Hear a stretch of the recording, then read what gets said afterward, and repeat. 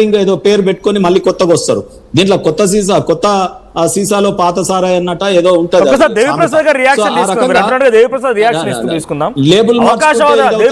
అవకాశవాద రాజకీయం కోసం మళ్ళీ ప్రయత్నం చేస్తున్నారు అనేది బీజేపీగా మాట్లాడుతున్నమాట తాడు శ్రీనివాస్ గారు. కేసీఆర్ లాంటి అవకాశవాది ఎవరు లేరు.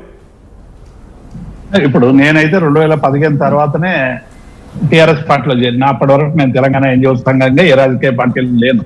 మా సీరన్న అప్పటి నుంచే ఉన్నాడు పార్టీలో మొదటి నుంచి కూడా. మళ్ళా ఆత్మను ఆయన 15-20 ఏళ్ళు ఇన్ని తెలిసి ఉండి నిరాహార దీక్షకు సంబంధించినటువంటి రహస్యాలు ఇంకో రహస్యాలు అన్ని తెలిసి మరి చాలా కాలం ఆయన ప్రయాణం కొనసాగించిండు. ఎందుకు కొనసాగించిండు అనేటువంటిది తెలంగాణ రాష్ట్ర సాధన కోసం అందరం కలిసి పనిచేయాలనేటువంటి కేసీఆర్ నాయకత్వంలో ఉండే ఒక దృఢమైనటువంటి నమ్మకం, విశ్వాసం. ఇట్లా లేకుంటే ఎవరము 20 ఏళ్ళు ప్రయాణం చేయరండి. డెఫినెట్ గా రాజకీయ స్పేస్ కోసం ఎవరమైనా అటు ఇటు పోతాం కానీ ఒక రాజకీయ విశ్వాసం అనేటువంటిది చాలా ముఖ్యం. కేసీఆర్ గారి పట్ల నమ్మకం ఉన్నది కాబట్టి, విశ్వాసం ఉన్నది కాబట్టి ఆయనతో కలిసి అందరూ ప్రయాణం చేసినారు, విజయం సాధించారు. అది తిరుగులేనటువంటి ఒక చరిత్ర. దాన్ని పదే పదే వేరే రాజకీయ పార్టీలకు పోయిన తర్వాత బండ విసిరేయడం అది మామూలైనటువంటి విషయం. ఇప్పుడు రేవంత్ రెడ్డి అనలేదా సోనియా బలి దేవత అన్నాడు. ఇవాళ సోనియా దేవత, బలి మాత్రమే పక్కకు పోతుంది. రాజకీయ పార్టీలలో మార్పు అనేటువంటిది చాలా ఆహ్వానించదగ్గ పరిణామం అండి.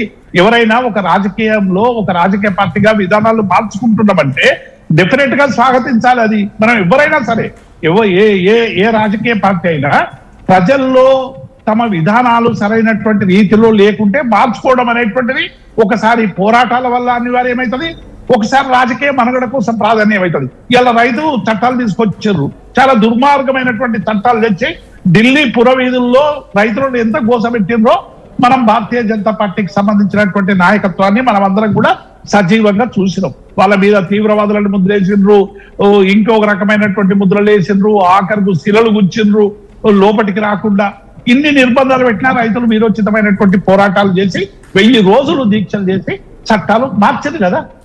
చట్టాలు అంటే వాళ్ళు చట్టాలవి మంచి చట్టాలని ఇప్పటికి చెప్తున్నప్పటికీ కూడా రైతుల అనివార్యతతో చట్టాలు మారాల్సినటువంటి అవసరం వచ్చింది.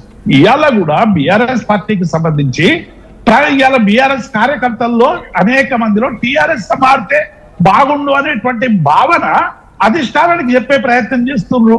అది అనివార్యంగా మారుతుందా లేదా అనేటువంటిది మన కాలం చెప్తుంది. దేవిప్రసాద్ గారు అంటే రీసెంట్ డేస్ లో ఏం జరుగుతుందో చూస్తున్నాం పొలిటికల్ సినారియో అనేది. కవిత గారు క్షమాపణ కోరుతున్నారు. కవిత గారు మనోజ్ గారు ఒక విషయం నేను మీకు ఎందుకు కవిత పేరు తీసుకొచ్చని చెప్తాను, నేను కంటిన్యూ చేస్తాను.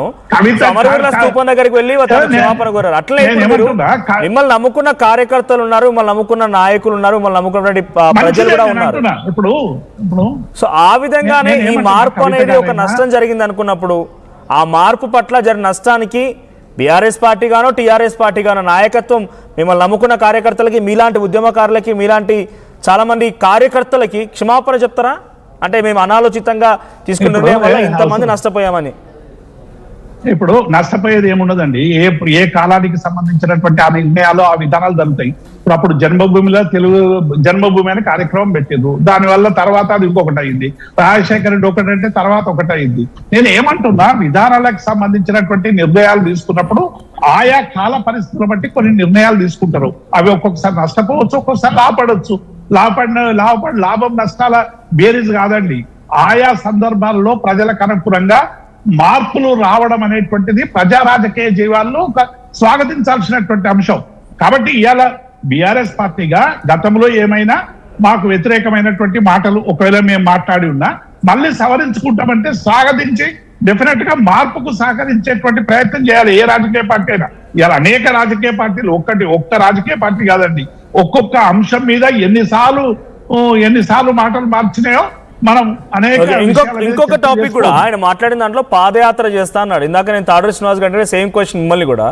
గతంలో బండి సంజయ్ పాదయాత్ర చేసిన, రేవంత్ రెడ్డి పాదయాత్ర చేసిన, షర్మిల పాదయాత్ర చేసిన, బట్టి విక్రమార్క పాదయాత్రలు చేసిన, అది అన్ని అజీర్తి యాత్ర, తిన్నది అరగక చేసే యాత్ర, పాదయాత్ర కాదు మోకాళ్ళ యాత్ర చేసినా కూడా వర్తించారు. తెలంగాణ ప్రజలు యాక్సెప్ట్ చేయనటువంటి కేటీఆర్ ఈరోజు పాదయాత్ర ప్రస్తావన తీసుకొస్తున్నారు. అంటే మళ్ళీ పబ్లిక్ లో ఉండాలని భావన కలిగిందా? ఇన్ని రోజుల పాటుగా లేము, ఇప్పుడు పబ్లిక్ లో ఉండాలని భావన కలిగిందా? ఏమా పబ్లిక్ లా మీరు అనుకుంటే అయిపోతుందా? పబ్లిక్ ఎవరు ఉన్నారు? మేము అనుకోవడం కాదు. అంటే రోజు పాదయాత్ర రాజకీయ గురించి ఎట్లా పార్టీలలో పోటీ చేస్తారు? ప్రజల్లో పాదయాత్ర గురించి ఎట్లా మీరు అట్లా నేను మనోజ్ గారు ప్రజల్లో లేము ఇప్పుడు దాంతో ఉంటామంటే నేను విభేదిస్తున్నా. నేను ఏమంటున్నా ఇప్పుడు ప్రజల్లోనే ఉన్నాం మేము. మమ్మల్ని ఏమి ఇంతకుముందు మా సీనన్న చాలా సీరియస్ వ్యాఖ్యలు చేసిండు. నిజాం మీద ఉన్నటువంటి వ్యతిరేకత కేసీఆర్ మీద వచ్చింది. అటువంటి వ్యతిరేకత ఉంటే 39 సీట్లు ఇయ్యారు, మాకు 0 ఇస్తారు, లేకుంటే బీజేపీ లాగే 8 ఇస్తుంది. కానీ దాదాపుగా 1.8% తేడాతో ఓడిపోయినాం. మమ్మల్ని ప్రజలు పూర్తిగా విసిరేసి ఈ పార్టీ పనికిరాదని చెప్పలేదండి.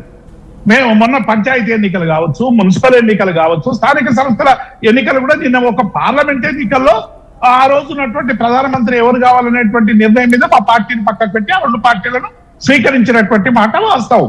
కాబట్టి ఇప్పటికీ ఇలా బీఆర్ఎస్ పార్టీ అనేటువంటిది ఒక బలమైన రాజకీయ పార్టీ, ఒక ప్రత్యామ్నాయ పార్టీ, ఇప్పుడు ఉన్నటువంటి ప్రతిపక్ష పార్టీ. బీజేపీ ఎన్ని ప్రయత్నాలు చేసినా చాలా ప్రయత్నాలు చేస్తా ఉంది, కానీ అధికారంలోకి ఎందుకు రాలేకపోతా ఉన్నది? అసలు తెలంగాణ అంటేనే వాళ్ళకు మన మోడీ మాటలలో మనం చూసినాం. మొన్న పార్లమెంట్ లో సందర్భంగా జరిగినటువంటి చర్చల్లో మనం అనేక విషయాలు చూసినాం. ఎందుకంటే ఒక విభజననే తప్పనేటువంటి పద్ధతిలో తల్లి జన్మించింది, శిశువు మరణించింది అనేటువంటి మాటలు మాట్లాడినటువంటి నేపథ్యాన్ని కూడా చూసినాం. మళ్ళీ తెలంగాణ ప్రజల పట్ల మాకు ప్రేమ ఉందని మళ్ళీ వచ్చి చెప్పినా చెప్తారు. అది ఇక రాజకీయాలలో అవన్నీ కూడా ఒక సాధారణమైనటువంటి ప్రక్రియగా మారిపోయింది. ఆ సేమ్ సిచ్యువేషన్ అన్ని రాజకీయ పార్టీలకు వర్తిస్తుంది. సరే బీజేపీ అలా బీఆర్ఎస్ అన్ని పార్టీలకు వర్తిస్తుంది. పాదయాత్ర గురించి డిఫైన్ చేస్తారు. ఒక సీనియర్ లీడర్ గా పాదయాత్ర అని చెప్పి కేటీఆర్ మాట్లాడుతున్నారు. ఎలా ఉండబోతుందండి? ఇప్పుడు పాదయాత్ర ఆ రోజు చేసేటువంటి సందర్భంలో ఇక కేసీఆర్ దుర్మార్గుడు, ఆయన దుష్టుడు, ఈయన అద్దిస్తాం, మేము పాదయాత్రలు చేస్తామంటే మీరు పోరు దండాలు పెట్టినా ఏం చేసినా జరిగేది లేదు, ఒరిగేది లేదు అన్నాం. ఇలా డెఫినెట్ గా కేటీఆర్ గారు పాదయాత్ర చేస్తానైనా నేను పత్రికలు చూసిన. డెఫినెట్ గా ఎవరైనా పాదయాత్ర చేయడం, ప్రజల దగ్గరికి పోవడం అనేటువంటి స్వాగతించాలి.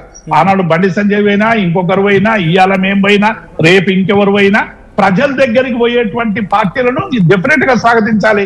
ఇలా మూసి దగ్గరికి పోతా అంటే రేవంత్ రెడ్డి ఏమంటున్నాడండి, మొదలే అరెస్ట్ చేస్తాడు. అసెంబ్లీకి పోతామంటే చలో అసెంబ్లీ అంటే మొదలే అవుదు అరెస్టు. ప్రజల దగ్గర గౌరవిస్తున్నారా? ఇవాళ మన హరీష్ రావు గారు పరిగి పోదామంటే అరెస్ట్ చేసి కూర్చునబెట్టిర్రు. నేను ఏమంటున్నా, ఏ రాజకీయ పార్టీ అయినా ప్రతిపక్షంలో ఉన్నప్పుడు ప్రజల దగ్గరికి పోవడం అనేటువంటిది ఒక మ్యాండేటరీ, తప్పదు. ఎందుకంటే తమ విధానాలు మార్చుకోవాలన్నా, తమ విధానాలను ప్రజలకు వివరించాలన్నా ప్రజల దగ్గరికి ఏ రూపంలో పోయినా అది మనం స్వాగతించాలి. కిరణ్ యాదవ్ గారు, ఫైనల్ గా కంక్లూడ్ చేద్దాం. కిరణ్ యాదవ్ గారు, సో పాదయాత్రతో ప్రస్తుతం కాంగ్రెస్ పార్టీ ప్రభుత్వం చేస్తున్నటువంటి కొన్ని విషయాలని, అప్పుడు అవసరం లేకుండా మ్యాండేట్, ఇప్పుడు కొంత అత్యవసరం ఏర్పడింది, ప్రతి దాంట్లో కూడా అప్రజాస్వామిక విలువలు ఉన్నాయి, అప్రజాస్వామికంగా వ్యవహరిస్తోంది అనేది బీఆర్ఎస్ పార్టీ చెప్తున్న మాట అదే ఫస్ట్ నుంచి కూడా. సో మీరు చేస్తున్న అప్రజాస్వామిక పాలన బయటపడడం కోసం పాదయాత్ర రూపంలో కేటీఆర్ మళ్ళీ రాబోతున్నారు.